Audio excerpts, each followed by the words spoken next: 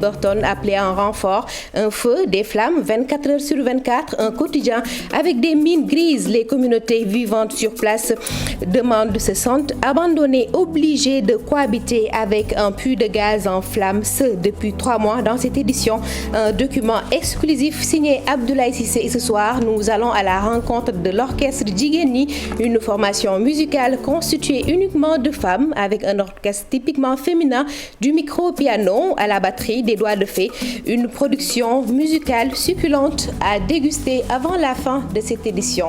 Le développement, c'est tout de suite.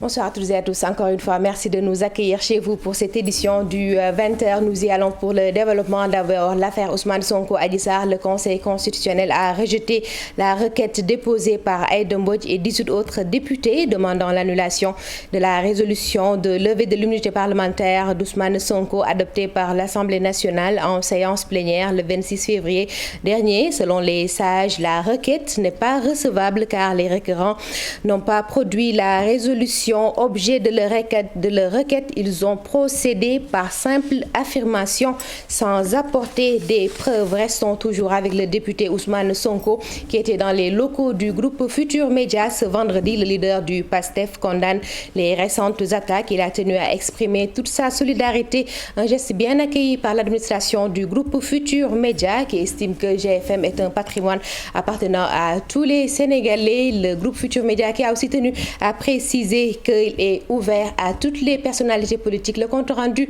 de cette visite est signé Alassane Ba, la caméra Amadouba. 9h37. Le président du parti PASTEF Les Patriotes est accueilli à son arrivée dans les locaux du groupe Futur Média par le directeur général, le directeur des programmes et toute l'administration. Une visite pleine de symboles. Le groupe Futur Média, victime des violentes manifestations enregistrées récemment. Ousmane Sonko condamne et se solidarise. Il n'y aurait pas que ce groupe a fait l'objet d'attaques et a eu à subir des dommages matériels. Heureusement que ça s'est limité à cela parce que ça aurait pu être plus grave. C'est des pratiques que nous n'approuvons pas, que nous dénonçons, que nous condamnons. Parce que les groupes de presse ne peuvent pas être notre adversaire et les groupes de presse font leur travail et couvrent simplement une actualité. Chaque groupe de presse a une ligne éditoriale et ça c'est valable dans tous les pays du monde qu'il faut respecter. On a eu quand même à subir des attaques physiques et psychologiques de 400 et quelques employés de ce groupe qui ont quand même vécu des moments très difficiles. Donc ça nous fait plaisir que vous reconnaissiez un peu qu'il y a des gens qui sont là pour quand même essayer de déstabiliser ce patrimoine sénégalais qui a été fondé par un patrimoine national qui est Youssou Ndour. GFM se dit honoré. Un rappel au président du parti PASTEF que GFM, c'est sa maison.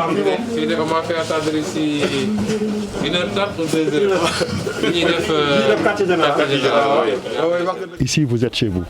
Comme j'ai eu à le dire, le groupe Futur Média est un patrimoine national. Tout le monde a accès à ce groupe dans tous les domaines, dans l'information, la politique, la culture, la religion. Je pense que si les Sénégalais ont fait de ce groupe le groupe numéro 1, c'est parce qu'ils voient dans ce groupe vraiment le miroir du Sénégal. Nous sommes ouverts et disponibles, disposés à travailler avec toute la presse, à collaborer avec toute la presse dans le sens de l'intérêt national et non de l'influence mutuelle. Et autant nous disons à toute la presse sénégalaise également que tout ce qu'on attend, c'est que la presse joue son rôle, ce rôle d'information, d'éveil des consciences. Et je crois que le groupe GFM le fait également très bien. Ousmane Sonko a tenu également à rappeler que son parti ne saurait accepter toute forme de terrorisme intellectuel. Alassane Ba, parlons maintenant du Covid-19. À quelques heures de la levée de l'état de catastrophe sanitaire, le Sénégal enregistre 8 décès, franchissant ainsi la barre des 1000 morts, précisément 1003 morts et 36 cas graves. Pour les tests, 1655 ont été réalisés, 113 sont revenus positifs, 44 cas contacts, 69 cas communautaires. Et au sujet des vaccins, 2038 personnes ont été vaccinées ce jeudi, portant à 148 246 le nombre de personnes vaccinées. Restons toujours avec la levée de l'état de catastrophe naturelle prévue ce 19 mars, une décision de l'État alors que la pandémie est toujours en cours dans notre pays. Alors pour le sociologue ou bien socio-anthropologue Cheikh Ibrahima Niang, le combat revient désormais aux communautés, c'est à la population de se prendre en charge pour faire face à la maladie. Professeur Cheikh Ibrahima Niang que nous suivons au micro de Fat Bintou Konté. À la caméra, il y a Pape Sangone Mbaye. Face à ces situations, on revient à un principe de base, que ce sont les communautés qui règlent les épidémies. Les épidémies se déclarent dans les communautés. Les épidémies sont entretenues dans les communautés. Les facteurs de risque et de vulnérabilité se déploient dans les communautés. Et la force, la résilience pour vaincre l'épidémie se trouve dans les communautés. Maintenant, les réponses techniques, technologiques, médicales sont des outils sur lesquels on appuie, par rapport auxquels les communautés renforcent leur capacité d'intervention et de réaction. Professeur Cheikh Ibrahima Niang, une levée de l'état de catastrophe naturelle saluée par l'Association des métiers de la musique du Sénégal. Pour autant, ce n'est pas encore la fin du calvaire pour les acteurs de la musique car les fonds qui leur sont alloués ne couvrent guère leurs pertes estimées à plus de 100 milliards de francs CFA. L'AMS et son président attendent l'effectivité de la décision pour une reprise totale de leurs activités. À leur rencontre, Maïmouna Ndiaye et Pape Sangone Mbaye. Ils sont restés des mois à ne rien faire, voire même une année. Plusieurs de leurs programmes annulés, des pertes évaluées à plus de 100 milliards. Les acteurs culturels sont parmi les plus impactés du coronavirus. Rien qu'en musique, il y a pour 6 milliards de pertes, rien qu'en musique pour les 3 premiers mois. Il y a eu plus de 24 milliards quand on est allé jusqu'à la fin de l'année, que pour la musique. Pour la culture, on en était à 100 milliards. Donc on se dit, mais quand on donne pour toute la culture 5 milliards 500 millions, on voit quel est le gap que les gens, l'aide qui est là n'est vraiment pas pour compenser et je ne pense même pas que ça va être compensé un jour. Avec la levée de l'état de catastrophe sanitaire, l'espoir est permis. C'est avec satisfaction que nous accueillons le fait qu'on annonce qu'il va y avoir la levée de l'état d'urgence sanitaire. Mais il faut un préalable pour la reprise de leurs activités, rappelle Daniel Gomez. Nous voulons avoir la certitude que ce qu'on est en train de nous dire, ça nous permet de travailler. C'est pour cela donc nous sommes en train de plaider pour qu'effectivement l'état d'urgence, la fin de l'état d'urgence soit applicable à tous, qu'il y ait un papier, un décret qui est écrit, qui nous dise, voilà, les artistes aussi, comme par le passé, quand il n'y avait pas d'état d'urgence, ils ont été interdits de travailler, que cette fois-ci, cette autorisation de travail s'ouvre à tous. Comme les acteurs culturels, ces commerçants établis au marché hebdomadaire de Liberté 6 préparent leur grand retour après une longue pause. Maïmouna, après la musique, maintenant le secteur de l'élevage face au Covid-19, les acteurs essaient de trouver des voies et moyens pour relancer leurs activités et redynamiser à travers des programmes leurs activités aussi. L'élevage, un secteur durement impacté par la pandémie et les acteurs comptent bien sur le soutien de l'État pour se relever, se relancer un après la fermeture des marchés. Sur ce, nous suivons Ismaël Sow, président du Conseil national de la Maison des éleveurs du Sénégal, propos recueillis par Ibrahima Diamé à la caméra Faligay. Ça fait plus d'1 an, on a vécu avec Covid-19. C'est des difficultés que les éleveurs doivent prendre leurs responsabilités, aussi voir comment ils peuvent faire pour participer à la relance économique du Sénégal par le secteur de l'élevage. Le reste aussi qu'il y avait des responsables régionaux. Nous devrons coordonner en tant que responsables, mais aussi élaborer des programmes et de l'organisation que nous devrons faire dans tous les territoires nationaux du Sénégal. Bon, deuxièmement aussi que nous avons un nouveau ministre.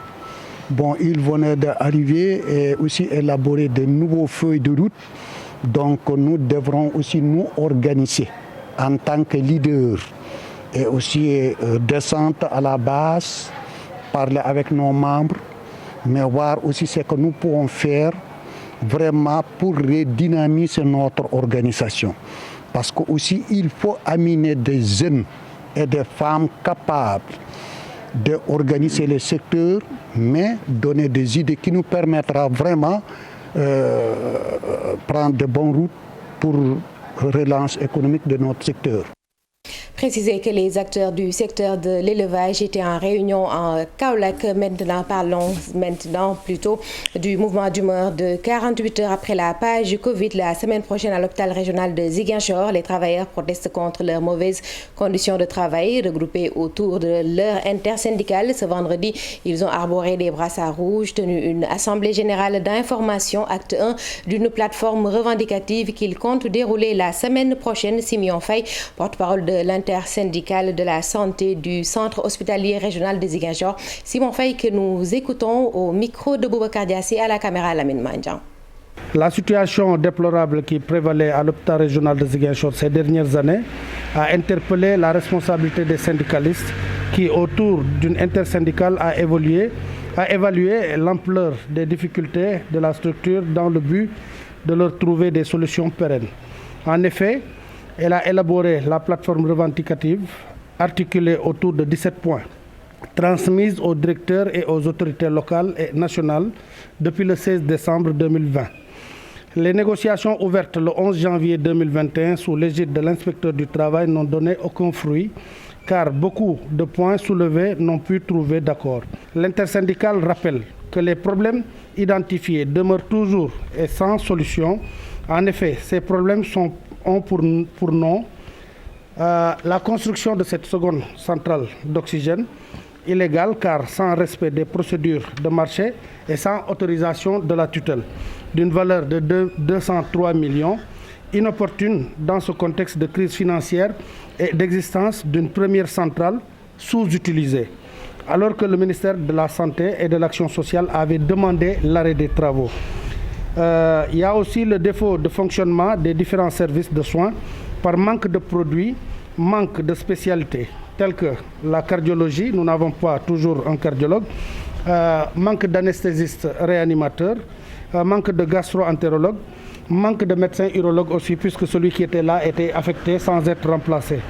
Le lundi 22 mars 2021 et mardi 23 mars 2021, une grève sera observée au niveau du centre hospitalier régional de Ziguinchor. L'intersyndicale met le directeur et le ministère de la Santé et de l'Action sociale devant leurs responsabilités et leur imputera toute conséquence qui découlera de cette situation. Boubacar Diassi, après Ziguinchor, allons à Ketchot, c'est à Kafrina. 3 mois de l'hivernage, les populations alertent plus de 13 villages coupés de tout à cause du ravin qui traverse leur localité. Conséquence, l'augmentation du taux d'accouchement à domicile et bien d'autres dégâts. Aujourd'hui, les populations demandent à l'État de leur venir en aide avant l'arrivée de la saison des pluies. À Ketchot, nous retrouvons Omar Diaye. Les voies qui relient Katakel traversant 13 villages sont coupées par un ravin sur une distance de plus de 2 km, empêchant ainsi le trafic. Le chef du village de Katakel, Babou Adam Diané, appelle au secours. C'est la seule voie dont nous disposons en saison sèche, comme en hivernage. Et la traversée est très dangereuse. En hivernage, il nous est difficile de nous rendre au champ. Il nous faut contourner jusqu'au village de Ndiaykunda. À cause de l'état de la route, beaucoup de femmes sont contraintes à l'accouchement à domicile, car traverser cette route pour aller au poste de santé de Katakel devient un très grand risque pendant l'hivernage. L'accouchement à domicile est interdit, mais à l'impossible, nul n'est tenu. Pendant l'hivernage, ni voiture, ni charrette, il est impossible de traverser au risque d'y laisser la vie. Les femmes sont obligées d'accoucher à domicile. Une charrette qui transportait une femme enceinte n'a pas pu traverser et la dame a finalement accouché de jumeaux sur place. Une autre charrette à son bord une femme et des enfants a failli être emportés par le torrent. Nous étions les efforts des jeunes de la localité. Les populations de Katiot disent prendre toujours leur mort en patience et après avoir effectué plusieurs démarches. Quand il était en campagne pour sa première réélection, le président Macky Sall est venu jusqu'à cette case de santé discuter avec nous. À 3 mois de l'hivernage, 46 villages de la commune de Katiot alertent. Si on ne fait rien, ce sera une catastrophe. Oumar Ndiaye, merci beaucoup. De Katiot, maintenant, allons à Ngadiaga sur les lieux de l'incendie du puits de gaz où nous retrouvons Abdoulaye Cissé. 3 mois, jour pour jour, le feu n'est toujours pas maîtrisé en dépit du renfort de l'Américain Ali Burton. Sur place, les communautés vivent dans le désarroi avec le sentiment d'être abandonnées à leur sort, de devoir cohabiter avec un puits de gaz en flammes. Le document exclusif est signé Abdoulaye Cissé. Vol d'oiseaux dans cette zone des Niayes, des manguiers à perte de vue. Ici, il n'y avait rien pour perturber la quiétude des lieux en ces temps où la cueillette de certaines variétés de mangue n'a pas encore commencé. Rien sauf le bruit des camions qui dévorent le bitume qui ouvre le ventre des Niayes. Rien, mais depuis 3 mois, un bruit sourd qui provient des profondeurs de la terre. En surface, le feu jaillit de la tête de puits d'une des installations des 13 puits dans la zone. 3 mois que les communautés ont l'impression de vivre la Djéhenne. Bon, au départ, on avait une conscience tranquille parce qu'on voyait des efforts qu'ils fournissent. Malgré tout, hein, ils fournissent des efforts. Mais actuellement, ça fait 1 mois, on n'a pas de solution. Et ce qui est grave, la nuit, on entend des bruits venant de la profondeur. On ne sait pas, puisqu'on ne sommes pas qualifiés sur la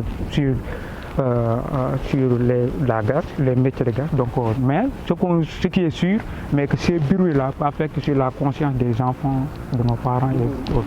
Nous les avions rencontrés il y a 1 mois et la situation a empiré, que les populations ont l'impression d'avoir été abandonnées avec le feu. La joint venture Forteza Petrosen a bien fait venir le géant américain Halliburton pour neutraliser l'incendie. Le déploiement avait des airs de débarquement de Normandie dans les Niayes, mais la réalité est pâle et bien triste. Halliburton s'est noyé dans le gaz de Ngadiaga en dépit de la facture salée fourguée au ministère du Pétrole avec des clauses hasardeuses que les experts du milieu n'ont jamais rencontrées de toute leur expérience. Le feu couvre toujours. Le matériel de Halliburton ramené de Houston aux États-Unis n'a presque pas servi. Les flexibles pour atteindre les 1700 mètres de profondeur ne sont pas adaptés. Ngadiaga vit dans la peur d'une explosion, un accident industriel qui fait ressurgir les vieilles doléances des communautés, car cela fait 24 ans que du gaz sort des entrailles des Niayes, mais Ngadiaga manque encore de tout. À l'époque, nous nous alimentons avec les robinets SDE qui nous alimentaient en eau potable. À un certain moment, on pouvait avoir de l'eau jour et nuit. Et à un certain moment, on ne pouvait plus obtenir d'eau courante ici à Ngadiaga. On a tendance aussi à faire des demandes pour des pistes qui nous mènent au niveau des champs pour la production. Mais jusqu'à présent, on n'a pas de pistes et on est plein de difficultés pour aller au champ, pour la récolte, tout. Mais malgré tout, on n'a pas encore senti des efforts que ces Forteza et Petrosen nous a fournis. Depuis le 19 décembre, le puits de gaz brûle à Ngadiaga. Le Sénégal a pu être préoccupé par autre chose ces derniers jours, mais à Ngadiaga, l'expertise la plus commune est celle de tendre les oreilles. Les jours les plus heureux sont les jours où le feu ne gronde pas des profondeurs de la terre. 3 mois pour éteindre un puits dans une zone où les puits de gaz sont disséminés partout, ça fait vraiment peur. Abdoulaye Cissé Ngadiaga ou les flammes du mal. Parlons maintenant du centenaire de Ahmadou Mahtar Mbow, un anniversaire qui devrait être accompagné d'une décision forte, l'adaptation et l'application des conclusions issues des assises nationales. Oui, une façon de célébrer l'homme pour son engagement dans la consolidation de l'état de droit au Sénégal. Une décision très très attendue du chef de l'État, Mamadou Fall Ahmadou Ba. Le Sénégal pouvait bien se mettre sur de bons rails démocratiques si l'on se fiait aux conclusions des assises nationales et les recommandations de la CNRI. Des efforts colossaux ont été consentis par l'équipe dirigée par Ahmadou Mahtar Mbow, une personnalité incontournable. J'ai assuré donc les travaux de la CNRI avec l'équipe donc qui était là, les Mazin Ndiaye, le ministre Sidiki Kaba et bien d'autres. Vous voyez donc c'est les termes de référence que le président Macky Sall, qui lui aussi donc a eu à signer donc la charte des assises pour accéder donc au pouvoir. Et la CNRI, donc, il s'est inspiré de ça pour préparer des thèmes de référence. Et de conduite des assises nationales, il a accepté malgré son âge. Il a accepté malgré sa santé fragile. Et il a piloté les assises nationales durant plus d'1 an pour, en tout cas, déposer les conclusions dans les mains du peuple sénégalais. Parce qu'il avait dit que les conclusions, c'est devenu un patrimoine du peuple sénégalais. Moustapha Diakhaté, ces recommandations et conclusions peuvent bien nous permettre de quitter définitivement l'État colonial. Il s'agit tout simplement, pour être clair, de mettre un terme à cet État-là qui, de mon point de vue, n'est pas un État sénégalais, mais c'est un État colonial. À la limite, c'est la continuation de l'administration coloniale que nous avons aujourd'hui au Sénégal, 60 ans après l'indépendance. Je crois que 60 ans après, nous devons franchir une nouvelle étape dans le sens d'une plus grande démocratie. Mais pour lui, les remarques faites par le président Macky Sall bloquant l'adoption de ces conclusions sont mineures. C'est deux, le régime présidentiel et le fait de présider un parti politique lorsqu'on est président de la République. Mais pour moi, ça, c'est des désaccords mineurs. Et de mon point de vue, pour les 3 ans qui lui restent, le président Macky Sall n'a pas intérêt à être président d'un parti politique. Et que de mon point de vue, il doit se concentrer sur les grandes réformes du pays, puisqu'il n'a plus de contraintes. Parce que c'est son dernier mandat. De mon point de vue, le moment est venu pour lui et de permettre au Sénégal de respirer une nouvelle démocratie. Le souhait le plus ardent chez ces acteurs est l'application des assises nationales, mais également celle de la CNRI. Pour eux, c'est le moment d'assister à la naissance d'une 3e République. Mamadou Fall, lutte contre le chômage. Linguère lance son forum auto-emploi et entrepreneuriat. Quel projet pour relever le défi du chômage des jeunes au Jolof? Ces jeunes, autour de l'ancien ministre de l'Intérieur, proposent des projets et réflexions et à Gunjai de prendre l'engagement de les accompagner afin qu'ils puissent bénéficier de financements dans divers domaines d'activité. À Linguère, nous retrouvons Mamadou Moustapha Ndiaye et Omar Ka. À l'arrivée, je suis très satisfait. Les jeunes ont répondu à l'appel. C'était pour eux qu'on faisait le forum. Nous avons également enregistré une autre satisfaction, c'est la présence des services techniques de l'administration et de l'ensemble des projets qui interviennent dans le département de Linguère. Ça a été une occasion pour les jeunes d'échanger directement avec les responsables de ces projets, de comprendre les différents canevas pour bénéficier de ces projets. Et également, ça a été une occasion pour donc, ces différents projets de discuter avec les futurs bénéficiaires de leurs prestations. Parce que tout ce qu'on visait derrière, c'est faire de sorte que nos jeunes compatriotes puissent accéder aux projets de l'État du Sénégal dans le but soit de créer des emplois ou de trouver un emploi. Nous avons aujourd'hui le 2e projet structurant du PRODAC à Doji pour la région de Louga. Il faut maintenant présenter les projets autrement, avec cet esprit derrière. Parce qu'arrive dans le monde du travail tellement de jeunes. Et ces jeunes-là ne peuvent pas tous trouver un emploi formel. C'est ça la vérité également, il faut oser le dire. Aly Ndiaye était avec Mamadou Moustapha Ndiaye et Oumar Ka. Maintenant, l'actualité internationale au menu l'inhumation d'Ahmed Bakayoko. Ce vendredi, le Premier ministre ivoirien décédé le 10 mars dernier en Allemagne. Autre actualité, la vice-présidente tanzanienne Samia Hassan devient officiellement présidente de la Tanzanie. Et puis cette triste nouvelle qui nous vient du Mali avec la disparition du journaliste chroniqueur Adam Thiam, directeur de communication de la présidence de la République malienne. Le récit de cette actualité internationale est signé Daniel Diouf pour vous. Le Premier ministre ivoirien Ahmed Bakayoko, décédé le 10 mars dernier en Allemagne, a été inhumé dans l'intimité familiale ce vendredi dans sa ville de Séguéla au nord du pays à l'issue d'une semaine de deuil national. Ils étaient nombreux à avoir fait le déplacement. La cour de la grande mosquée de Séguéla pleine à craquer, ainsi que les rues avoisinantes occupé par des centaines de sympathisants venus accompagner le défunt Premier ministre vers sa dernière demeure. Vêtu de blanc, la couleur du deuil, le chef de l'État Alassane Ouattara et plusieurs ministres étaient présents. Celui que l'on a appelé l'idole politique des jeunes recevra désormais les recueillements dans son ranch familial à Séguéla. Elle s'appelle Samia Suluhu Hassan. Elle est devenue officiellement présidente de la Tanzanie. Elle succède à John Magufuli, décédé d'une maladie cardiaque selon les autorités. Elle a prêté serment au palais présidentiel à Dar es Salaam ce vendredi. Dirigeants, chefs militaires et dignitaires religieux ont pris part à la cérémonie. Samia Suluhu Hassan a dit la lourde charge qu'elle endossait, mais elle affirme avoir été suffisamment préparée à son rôle.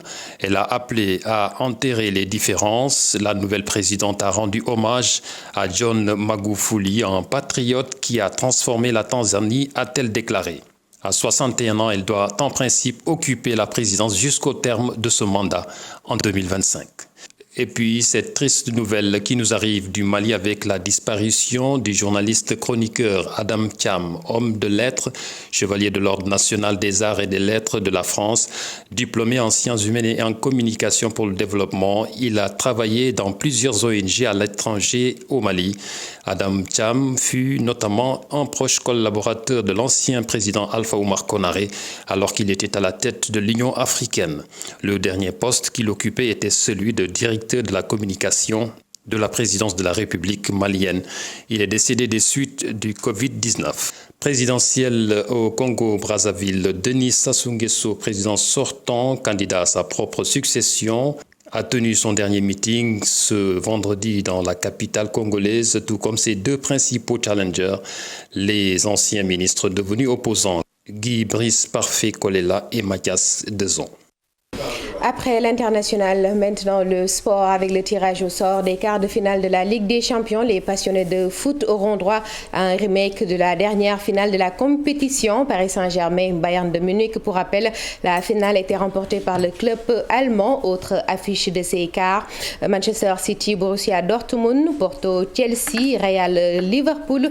Des rencontres, des affiches que vous pourrez suivre sûrement sur la radio Futur Média avec Malal Junior, Cheikh Tidiane et Tassirou, l'équipe du Amdjaï Yoboul Diop. Merci beaucoup. Maintenant, la page culture de ce vendredi dans ce mois dédié à la femme. Nous allons à la rencontre de l'orchestre Djigeni. Cette formation musicale constituée uniquement de femmes, une première dans l'univers musical sénégalais. Un orchestre féminin voit le jour. Il s'agit d'un groupe de femmes instrumentistes formés dans un contexte particulier et un environnement dominé essentiellement par des hommes. Mais bon, quand même, elles se battent, elles essayent de s'imposer comme elles peuvent dans l'univers musical des femmes. Que du bonheur, que de la belle ambiance avec Ibou Diouf.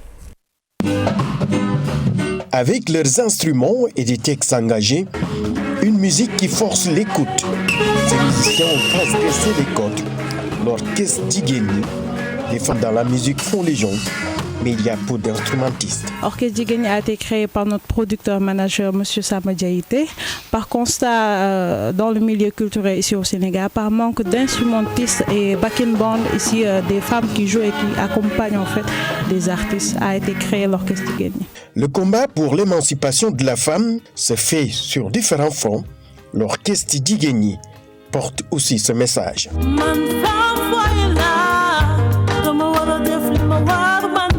L'orchestre Djigeni, on est en même temps des activistes parce qu'à travers nos chants et nos paroles, nous véhiculons des messages. Nous travaillons aussi avec des ONG qui sont ici en place. Nous travaillons pour les violences faites aux femmes et aux hommes. À l'orchestre Djigeni, la force, c'est aussi le savoir-faire de chaque membre.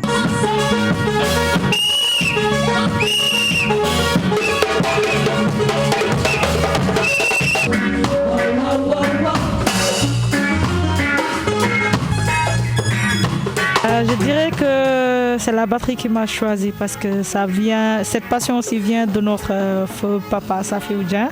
C'est lui qui nous a vraiment transmis cet amour et depuis lors j'essaie vraiment de me donner parce qu'à travers la musique que je suis en train de faire, je me dis qu'il est toujours là.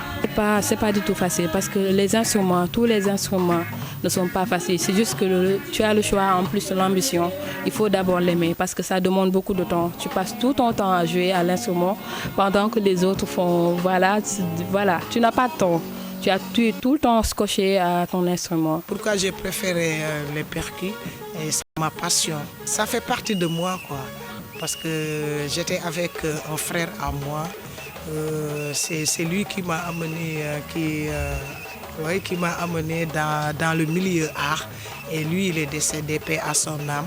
C'est pour cela que, bon, percussion, ça fait partie de moi, c'est ma passion.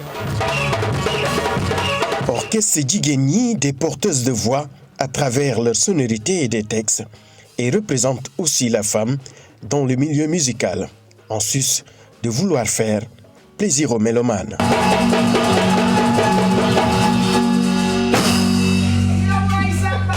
Ibrahima, de belles sonorités, chers téléspectateurs, pour vous souhaiter un joli week-end. C'était tout pour ce soir. L'information revient, Inch'Allah, à 0h. Je vous donne rendez-vous demain à 20h avec toujours le même plaisir. En attendant, nous retrouvons Binte Diallo de l'autre côté.